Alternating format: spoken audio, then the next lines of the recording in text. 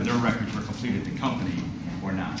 And I think that becomes a little more difficult. Couldn't you just ask for a copy of it? I guess maybe that's a portion of this, is if you're going to exempt it with the I-9 portion of it, you have to say, you know, something like that where, you know, the employer, you know, the unit shall not be subject to it unless they were provided from the employer a copy of the I-9 vote, right? Which I would assume the employer would immediately read that and say, that's part of the process. Yep.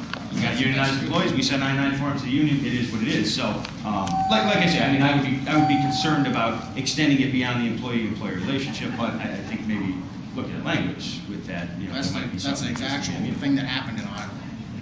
Exactly that happened in Iowa. Yeah, no, I'm actually very familiar with the case. You know, with the criminal liability statute, you could get at unscrupulous union official through aiding and abetting theory.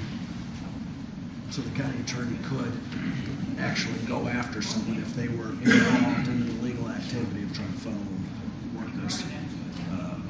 That too. I agree. That's already in there. Not currently.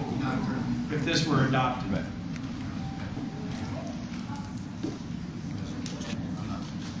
Go ahead. You see behind you. I'm sorry. My name is Tom Chapman. I'm with the Iowa Catholic Conference. And we look at this bill a little differently from a perspective of more the migrants and from the people who are here illegally. A couple things. Obviously here in Iowa it's a big hot button issue. We all know that. When I go out to different parts of the state to talk to Catholic people about issues, it always comes up as an issue. People are interested in it, want to know why the church is, you know, one way or the other with it. But our perspective on it is that this really should be dealt with at the federal level and have a comprehensive reform.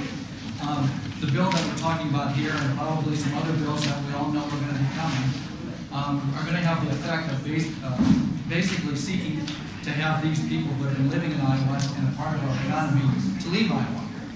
We know we've seen it in Arizona, we've seen it in Oklahoma, and they're intended to do that. And it's kind of a shell game where people have to pick up their families and then go. And from our perspective, we kind of try to look out for the most vulnerable, and we think that this is basically a violation of their human dignity to force them to do that. And it doesn't serve the common good, it doesn't serve what Iowa's been about in the past.